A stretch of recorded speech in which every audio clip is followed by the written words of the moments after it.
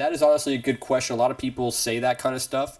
And I feel as if a lot of these questions that you're going to give me are good questions, but they're also questions that people will say to give themselves a subconscious out to doing it. Mm-hmm. Even though they want to invest, they're trying, and this is with anything in life, they try to make excuses to not do shit.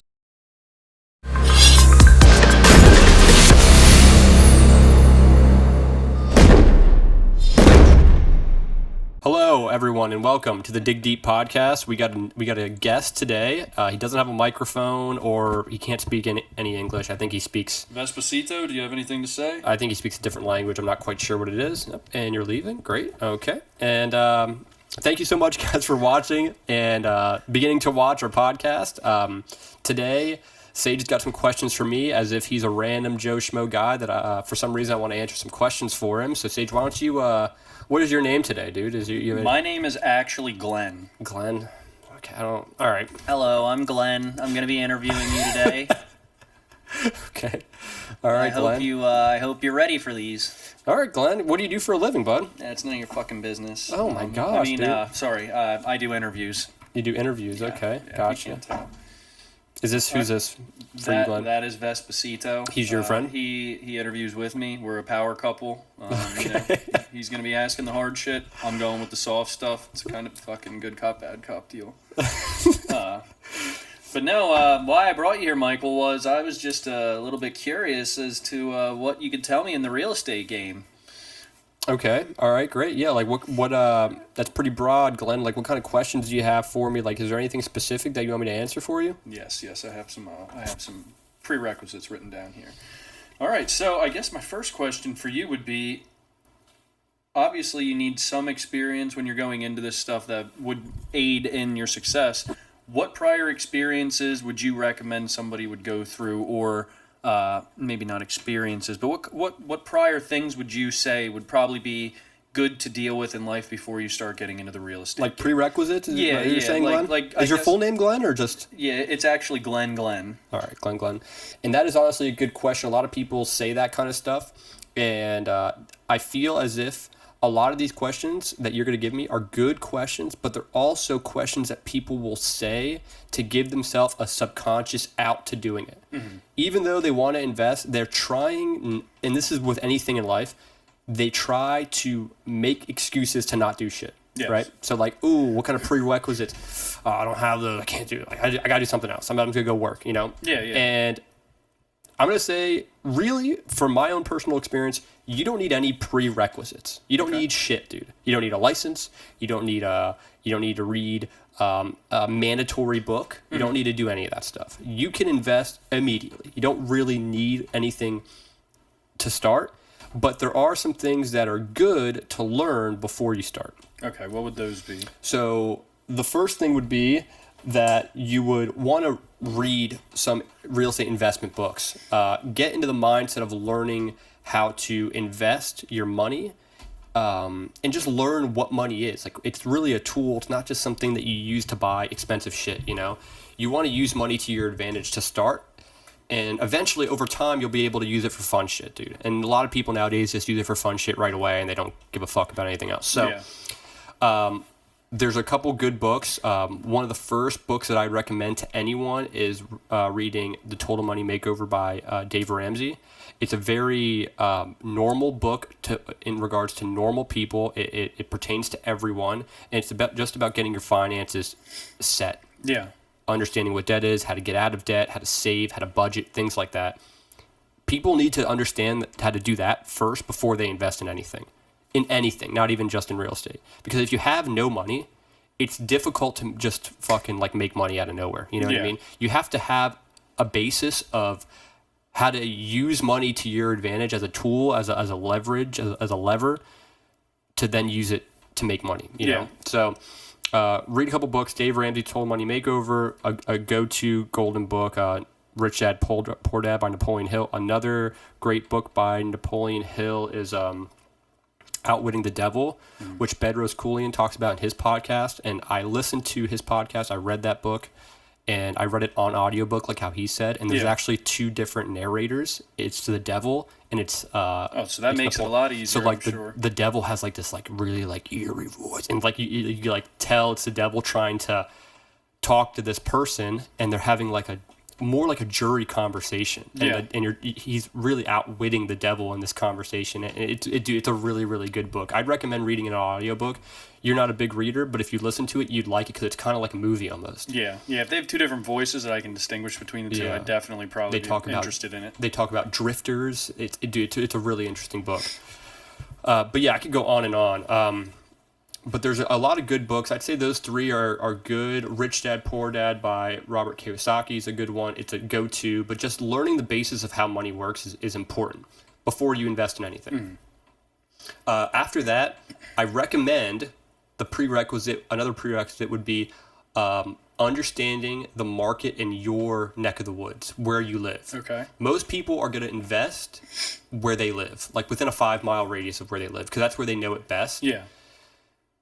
Not saying that you can't do it other places, but it's just, if you're starting out, dude, and you have no one holding your hand how to do it, it's difficult to like invest somewhere like a country, like counties away or states away where you're not really going there very often. You want to be within a 5-mile radius because you're going to be the one more than likely doing the repairs, talking to tenants, showing the unit, Yeah. stuff like that. So you want to be close.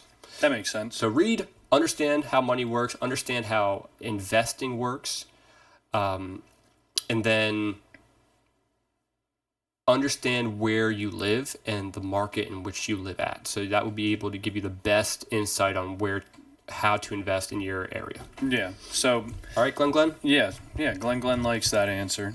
You're basically saying get your mind in the game, get your mind aimed at what you want it to aim at. Read some literature involving what you're going to be doing, and then read up on your market and read up on the actual thing that you're going to be diving into. Yeah, and that's another thing is going to free conferences in the area. Go on Facebook, find real estate conference or real estate meetups. That's Yeah. the keyword, meetups.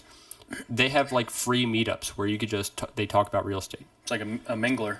Yeah, dude, it's like a mixer. Sometimes there's even alcohol there. You know what I mean? So like you're getting drinks, you're talking to people. There's lenders there. There's investors there. You could actually begin to have You almost a network community. there. Yeah, dude. You know, so going to those is important too. You actually get to learn from other people firsthand. So that's another good way of getting involved in real estate without yet investing. Yeah.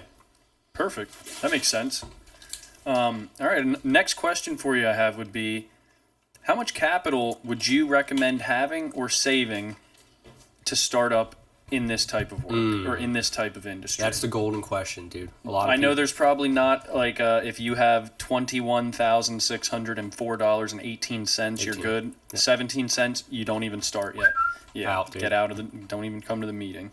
But there is probably, based on, I guess, base my question off of if somebody's looking to get into single family homes and just use our demographic because you're familiar with that. What would you recommend for somebody in our area to have comfortably to go in buying a property, expecting that they made a decent decision and they're not walking into an absolute bomb? You know what I mean? Yeah. So when it comes to money to initially have in investing, there's always different ways of doing it. Like if you're getting owner financing, sometimes the owner will finance 100% of the debt. So you only have to pay the money in repairs or maintenance, which will be extremely different than if you were doing like a commercial loan, or you potentially winning an auction home and putting like 20% down. Yeah. So there's a lot of variances on what type of home you can buy, and that's going to alter how much money you actually need. So it's a question that you'd have to really dive deep into.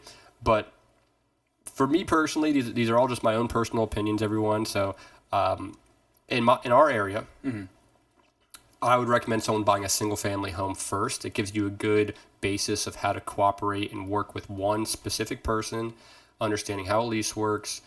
You're consolidating all your attention into one person, so you can't fuck up too many times. If you have like a 10 unit to start, that's a lot of shit to manage without having any prior experience. You know, Yeah. so start off small. Start off with like a single family. It's like you and I last episode when I was talking to you about you know, what equipment you would need. Like you wouldn't tell people to buy like 2 excavators, a skid steer, like Yeah, you're doing yeah. a fucking like crazy job. It's like, dude, I don't even know how to do this shit yet, let alone.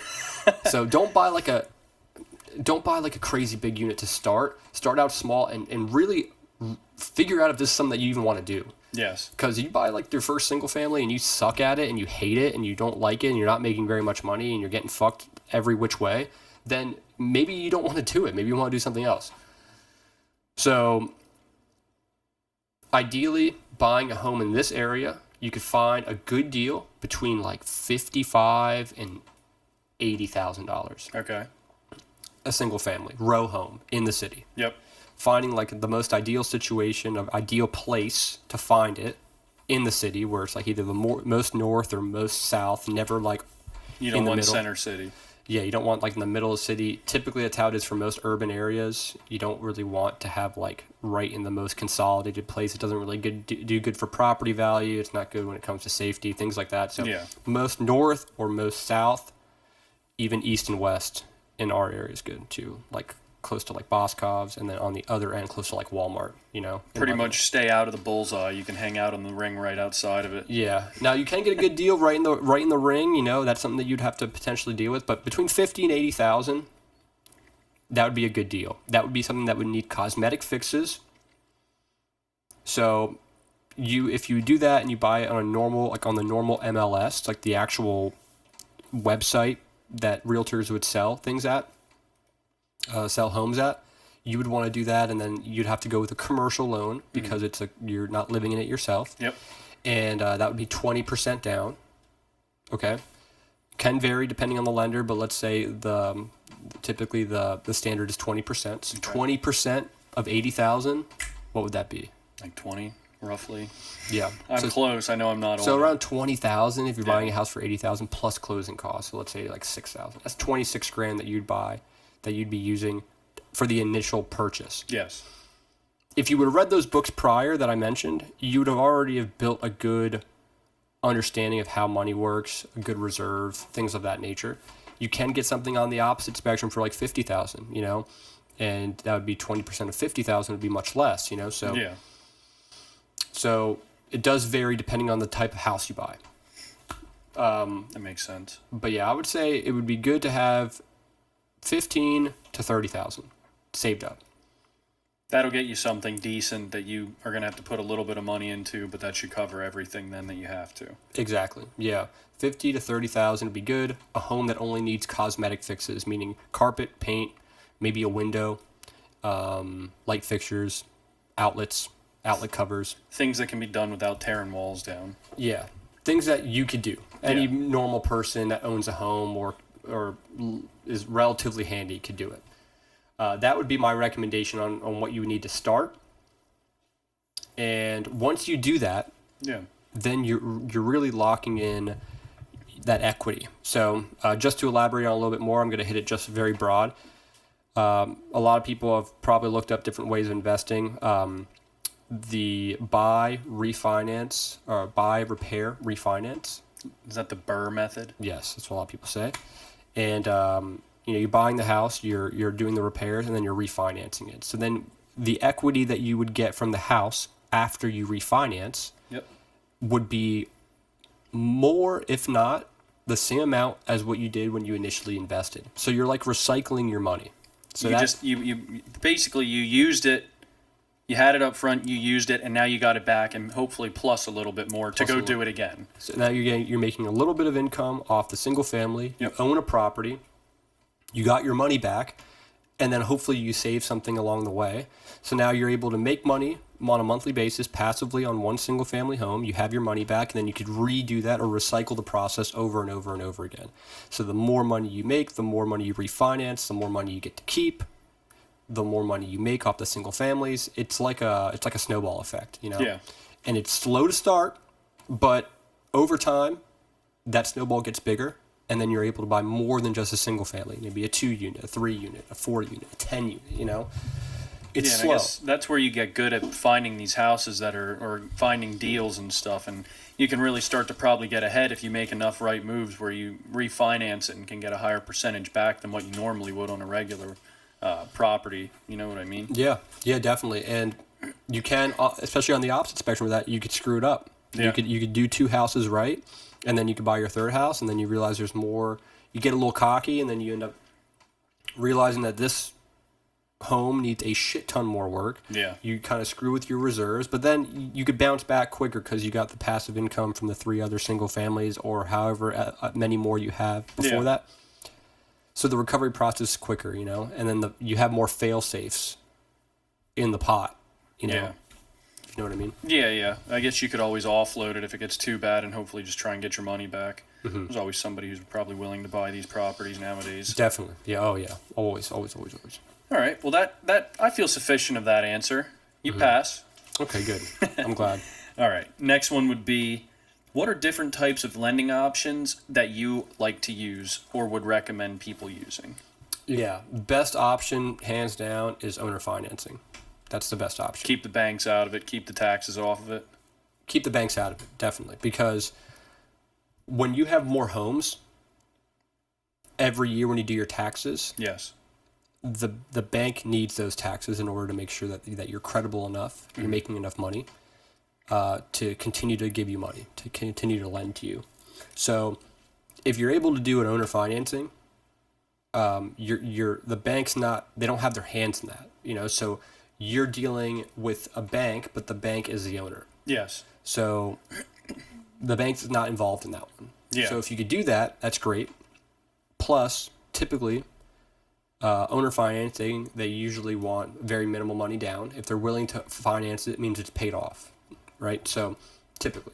So if they have it paid off and they're willing to make money off of you with interest, and they're not in dire needs to sell the house and make all the money immediately, Yeah.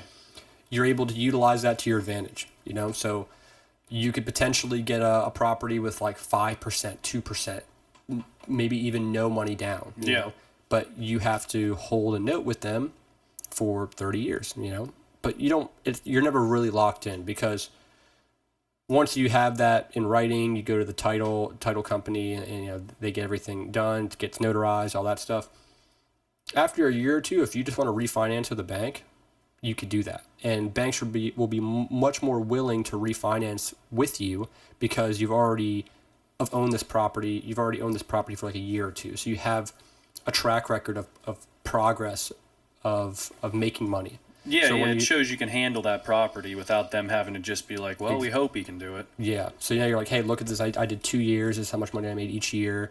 These are the repairs I did. You know, Yeah. No, maybe 5% vacancy over the course of 2 years or whatever it may be. They're much more willing to lend to you. Yeah. Second to that, I would say the fail-safe is a commercial loan, which is 20% down. Another really good opportunity would be an auction home. Auction home, you get properties for the best deals. Typically, you have to put 10 to 20% down after you purchase. Typically, it's 10% right when you win. You have to write a check out. And the other 10 or whatever the bank needs to fulfill their necessary loan to value. Yeah. That's either 20 or whatever. So then the other 10%, let's say, if they want 20% down, would be once you close, within 30 days. Oh, okay.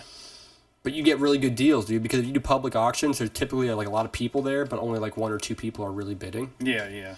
And it's there, you know, like whoever wins the bid gets the house. And it's not like on the MLS where everyone and their mother could see it and they could bid and they could do that, like, or they could put offers in. It's like, hey, you got to be here Wednesday the 26th at 4:35 or 4:30, 5 o'clock p.m.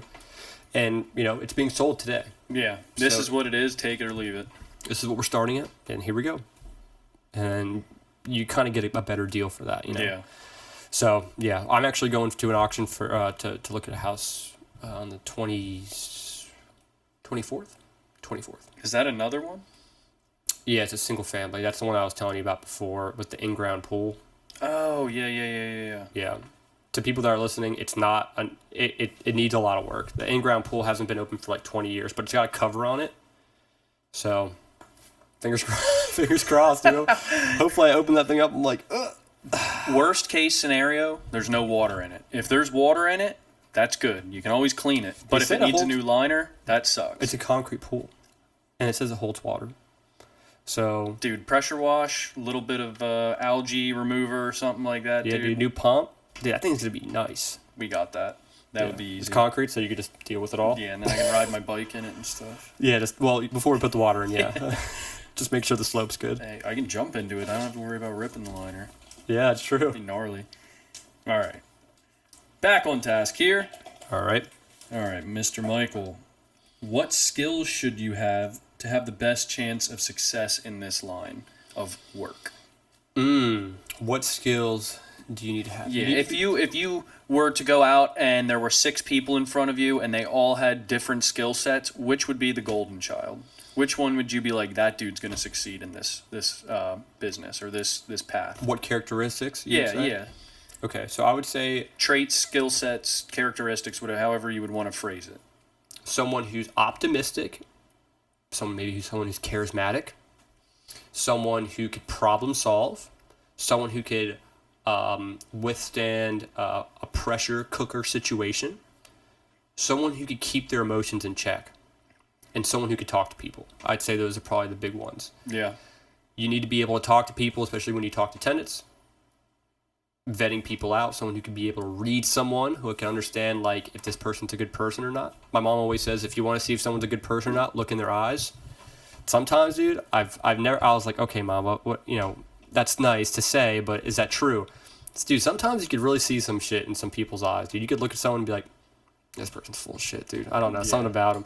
But you could really look at someone and be like, I can genuinely see this is a good person. It's a very weird thing, but when you're talking to tenants, potential tenants, being able to understand who they are, how they're dressed, make the best, most accurate decision as you possibly can, based on the information that's provided, to be able to make the best decision. So, positive, charismatic, able to talk to people, good at problem solving, good with pressure. Relatively young would be nice. Someone who's not overweight. So fit, young, driven.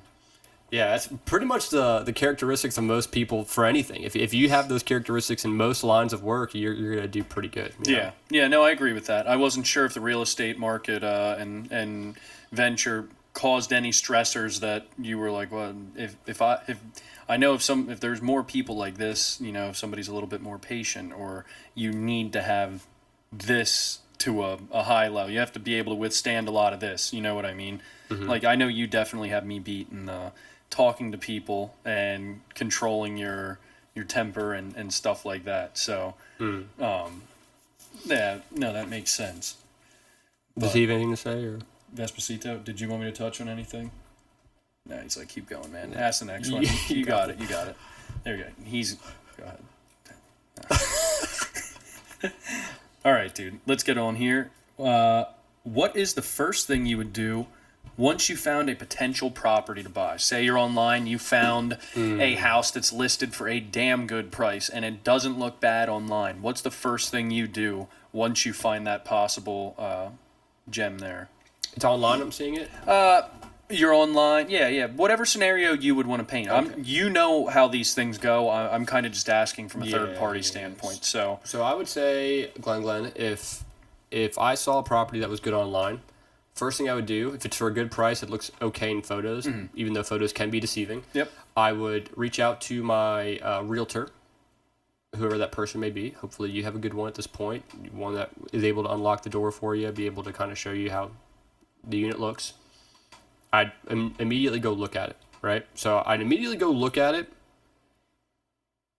and then gauge if this is going to be a good potential property. So I would check the flow of the building, how the unit looks, like where's the entry door, how does it flow into the kitchen, the bedroom, do I have to walk through a bedroom to get to another bedroom? You just kind of get in the general structure of the house.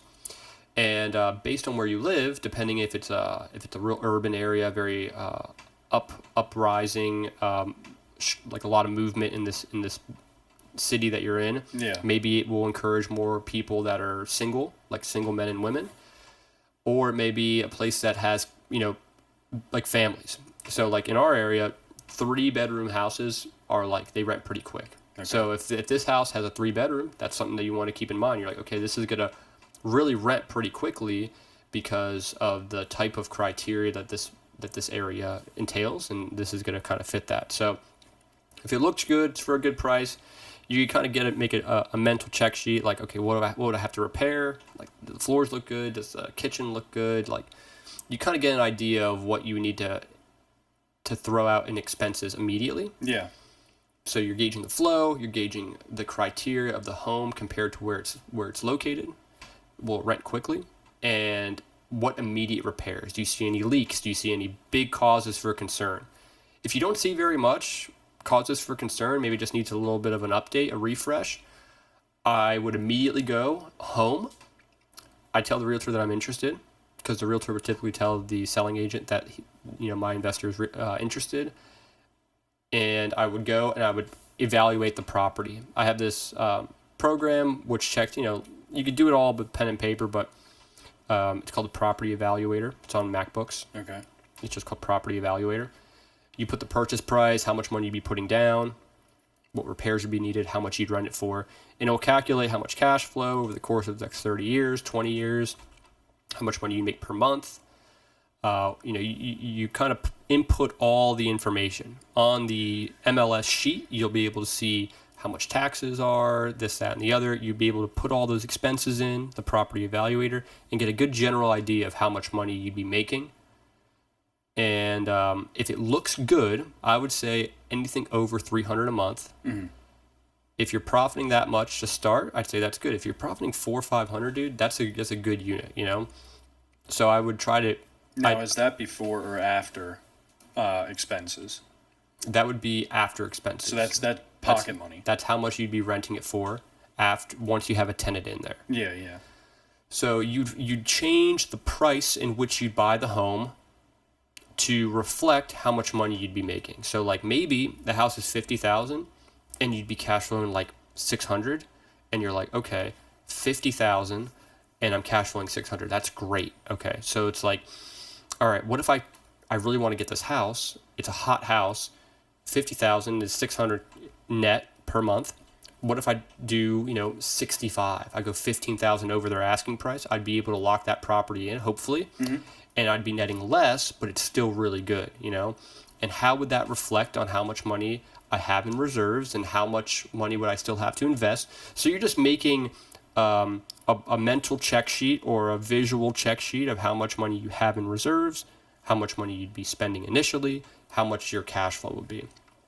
And that would be my second, that would be my third step. So First, I'm interested in the property. Second step, I go view the property, view the flow, view everything looks. Third step is I do the Property Evaluator. And then the fourth step would be putting an offer in. Sometimes the offer can be creative. Sometimes you could waive all contingencies. Contingencies meaning things that you would want to have the seller take care of before you buy the property. A contingency could be Like an inspection? A home inspection could be one. I'm trying to think of others, like a lead-based paint inspection, termite inspection. If you waive all those contingencies, your offer becomes much more appealing to the seller. You're like, okay, this motherfucker's he doesn't want nothing. He's just ready to buy that shit. He's asking $15,000 over, which is amazing. He doesn't want shit from us. Yeah, there's not 6 other people that have to come in the period that he might be buying it to go do tests and yeah. Yeah, so it's that like... makes sense. That definitely sounds like it's more valuable than somebody who's... But maybe you want to have one contingency. Maybe you saw like some termite shit, You're like, okay, let me just do this. And let me put 25% down instead of 20% down. Or if I'm doing a different loan, maybe a little bit more than 10%. You'd be able to kind of fudge everything around so it's most appealing for the seller, but also still working in your... So this is definitely where step 2 definitely plays a good chunk of this. Mm-hmm. You need to make sure your visual game and your make sure you're visual on everything. Make sure you notice all the little stuff. That's where having attention to detail, I'm sure, but definitely probably help you at this part. You just overlook a whole bunch of shit. I can see how your numbers might not add up and work in your favor. Yeah. When you go view a property, bring a flashlight, dude. That is one thing that everyone should do. Bring a flashlight. Oh, it's 2 p.m., Michael. The lights are on? Dude, bring a flashlight anyway. Go in the basement, check in corners of like the ceiling.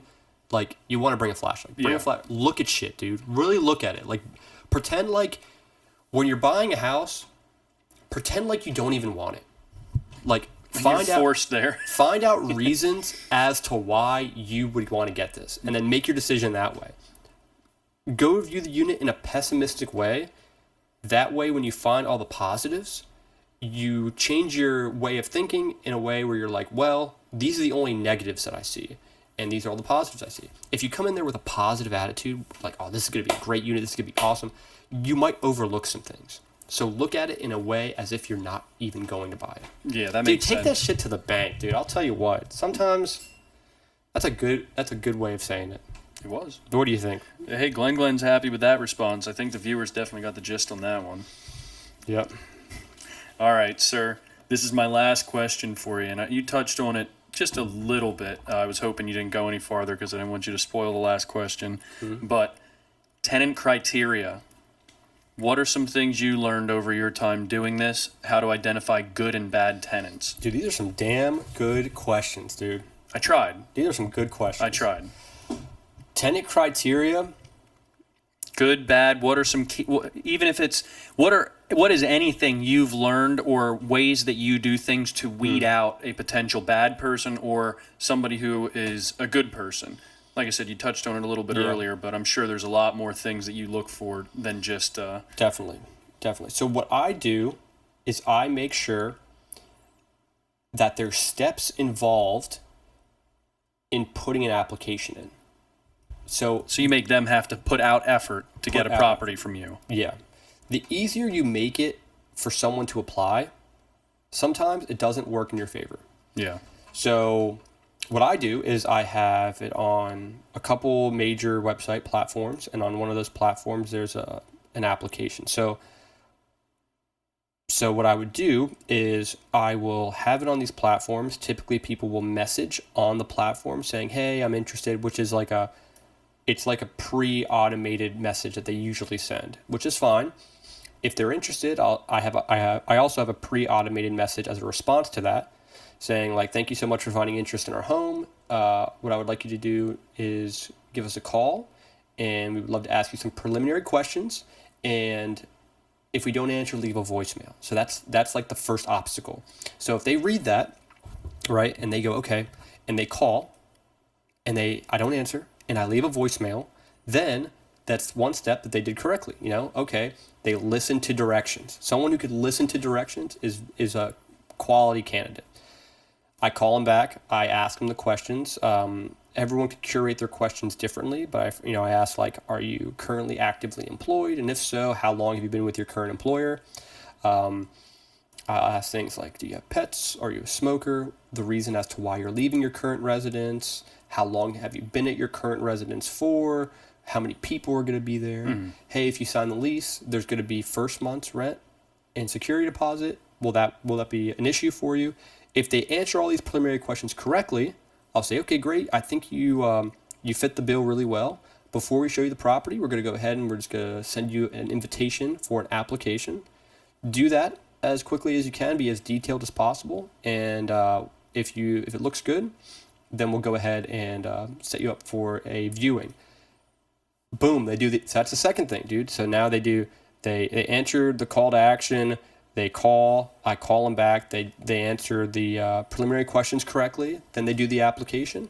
If they do all these things correctly, you're more or less already vetting them out. You know what I mean? If after the application comes in, it looks really good, you call them back, they answer. Their email's not something weird too. Like, I'll tell you some shit, dude. Like, do you know what I'm talking about? Funny, dude. Dealing with customers all the time. Superman Hero 4487. It's like, dude, you're fucking 42. You can immediately tell when somebody has a fucked up email because I'll be like, "All right, and what would be a good email for me to send the estimate to?" Just use this one, and then they'll say like, fucking Bull Rider 744 or something like that, or Goth Stargirl. yeah, Like, oh my gosh. Dude. Banana Astronaut. Like, Yeah. okay, I mean, But yeah, so after the application's set, after all that's done, they submit the application. I call them back. We set up a time to view the property. They look presentable when they're going to look at the property, not wearing fucking PJ pants, not looking like they are. Walmart special. You don't like that? No, and then also, dude, like, I can understand this too. Like, if you're coming right out of work, but we could schedule it so you don't have to like come right from work. Like if you're dirty, I look at that almost the same as like you're unpresentable. You know what I mean? Like you could be a construction worker, but dude, don't come in with your fucking muddy ass boots and it's raining outside. Like there's a little bit of respect there. You know what I mean? So Yeah. So come- people's courteousness too, like how the little cues that they would do to be a respectful person. Exactly. Yeah. So like things like that, how they speak, these are all prime things that people will look at before taking a tenant as a Yeah. full tenant. So those would be some big things. Things that you don't want to do is they send the automated message. I say, hey, give me a call. They never call. Okay. Then you're not going to get Don't it. chase them. You don't chase them, dude. You absolutely don't chase. There is, especially in this area, there's enough people that want to rent. So as long as you put it out, either on like a merchandiser, which is kind of a more You're probably going to be barbaric- sifting a little bit more through the merchandiser Yeah. people than you would be through one of your pages, I'm sure. yeah, so like maybe apartments.com you want to send it out to, or Zillow, Trulia, Hot Pads, like things like that. Realtor. Now, does that cost a fee to list your property on there? Zillow is free. Oh, cool. I repeat, Zillow is free. You could submit it. You could make a post. You could add photos. You could have all that stuff. The application is at no expense to you. Zillow takes that application, but they also post it on Trulia and HotPads as well. So they own 3 platforms. Put it on there, dude. You get a lot of people. Online is the way to go. Yeah. It's free. Apartments.com, it's a little weird how their pricing is. If it's over 4 units, I believe you have to pay like a yearly plan, which is pretty excessive. So, if it's single family, you'll be safe. Gotcha. But yeah, that's how I would do it, man. I would give them obstacles to have to pass, and the more obstacles they do, the better they are at listening and following directions. The better their potential can be for it to be an applicant. Also, relatively good credit score is good. Over 620 is good. If you have terrible credit, if you have things in collections, I typically don't even work with you. That definitely answers the question about the criteria. I mean, no one has a crystal ball that they can hold up and be like, "Yep, you're good." Yep, you got it. Yep, You're qualified. Yeah. I'm glad that you stopped by, but that definitely. I'm gonna wrap up and kind of summarize what you said as, just do a fucking personality check on the person. If there's somebody that you would like to be associated with, or you find them to be a decent person, they're probably going to be a quality candidate. Yeah, and you don't have to like. Should you hold a good amount of criteria for somebody to be a good person in your eyes? Yeah. Yeah, they don't have to be your friend. They just have to be able to follow A few orders. things you have for them, yeah. And as long as they seem relatively respectable, put together to a point, depending on how much you're renting your property for. Lower rent homes will get low quality people. Higher rent homes will get high quality people. So if you're renting a house for $450, You're going to get 450 people. You get 450 people. You're renting a house for $1,400, you're getting 1,400 people. Yeah, that's probably unless you have some damn nice like apartments or something like that. You probably have somebody in a single family, an actual like family that's in a home, 1,400 or so. You would think. No, is that kind of more how yours have been, or? Yeah, you get an updated single family. It's like 1,500 all day here. So Nice. Now, one tactic that you told me about when you first started doing this, I thought it was slick as shit, and it's something that I kind of remembered. You told me that when you first started, you would go potential new tenants. This is early on, dude, real early on. I'm talking like the one on 4th Street early. Yeah. You know what I mean? I know what you mean. You said you would ask people to drop off the tenant application to their current residence, so you could see what kind of living conditions they were in prior to. Is that something you recommend doing still, or was that kind of just like a fucking feeling all this out, gonna do some Black Ops Recon on these people. What I would do is I would have them come to the building, and I would have them do everything. Sometimes I would have a paper application before I did everything online, and I'd have them fill out a paper application. Sometimes it could be a placebo, a fake application, right? Do everything. Have like a signature portion that's on the back, like on the back of a sheet, that you intentionally don't get them to sign. So then you tell them to fill the application out, and then after you show them the unit, they leave, right? Once they leave, give them a little bit of time for them to get home. If they're located in the same city, like give them about 20, 30 minutes. Get in your car, call them and say, hey, Isabella, this is Michael with 123 Happy Street, and I'm sorry, but I totally forgot to have you sign this one portion. I see your address is on here. It's 123 Happy Street as well, which is right down the road, and 148 Happy Street, which is right down the road. Yeah. And I just quick drop off this for you, and they'll say, "Oh, okay." Sometimes if they're a little, they'll be a little bit hesitant, and I'll go in there. I'll knock at the door. They'll say hello. I'll say, hey, I have this sheet for you to sign. Do you mind if I just come in real quick so you get the signature? They'll say okay, and then you can kind of gauge how the inside of their house looks. If the inside of their house looks a little funky, dude, a little dirty, that's just another. Yeah, they ain't gonna change their ways just because they move into your place. Yeah, and you catch them off guard. You do it when they don't have prep time or nothing. Yeah. Also, looking inside their car is another thing. Like if they drive. After you show them the house, you maybe walk them over to like their car. If their car's close to the house, just take a little peek inside their car, see if it's clean. Not always 100% reflective on the type of person they are. Yeah. You have a filthy fucking truck. I was just about to say, dude, easy on but your house is immaculately. It's like curated, so it's kind of a different. That's 85% Sam. It would be clean if it was just me, but she has another level of clean than what I consider clean. So I'm not going to take the credit for her work on that. But yeah, my truck, my beater car, it's my full blown fucking work truck. Yeah. I can't dust my pants off every time I get into the thing. It's a little dusty. Yeah, it gets wiped down every couple months. Yeah. It's got some patina. It has some work patina, dude. It's in the trades. It's a trades truck. Yeah. Yeah, so that's a little slick way to kind of figure out if they're going to be quality, clean tenants. Yeah. But I always tell tenants, I'm like, hey, the three things that we typically have issues with tenants are noise, late payments, and cleanliness. Mm-hmm. Those are the three things. So as long as you're clean, you don't make a bunch of noise, you don't have noise complaints, and you pay your rent on time, you could literally stay here till the day you die. Yeah. And they usually smile when I say that, because I'll say I'll be like, you could stay here for the rest of your life. And they're like, oh wow, okay. Wow, this is inviting. Yeah, but I said if you're not clean, or if you are loud and disruptive, or you have multiple late payments, that's going to be a big issue.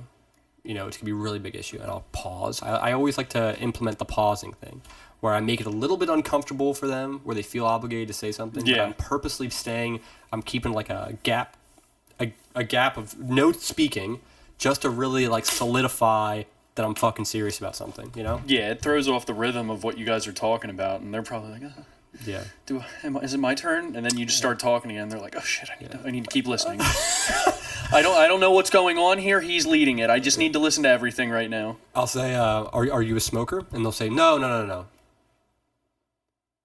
Well, I mean, I vape, and I'm like, okay, gotcha, motherfucker. Yeah. And I go, okay. And they go, yeah, just, a couple times, I'll make sure and then they'll start saying other shit. When if I would have said, are you a smoker? No. Okay, great. And then you can walk right past it. Yeah, I'll say some shit that you're almost like saying you're a fucking liar without saying that. Just looking at them and giving a little bit of time for it to brew in them. Yeah, and I'm like, I'm really saying, are you sure? Yeah. But I'm not saying it with words. I'm just saying it with my eyes and or with the silence of being on the phone, you know? So, yeah. Well, I vape. I have a Puffmaster 4000 that I don't let leave the side of my fucking mouth. Or they'll say, I say, do you smoke? And they'll say, no. And they'll say, okay, but you vape, right? And I'll see a vape in their pocket. And they're like, well, yeah, I vape. And I go, okay, well, that's smoking.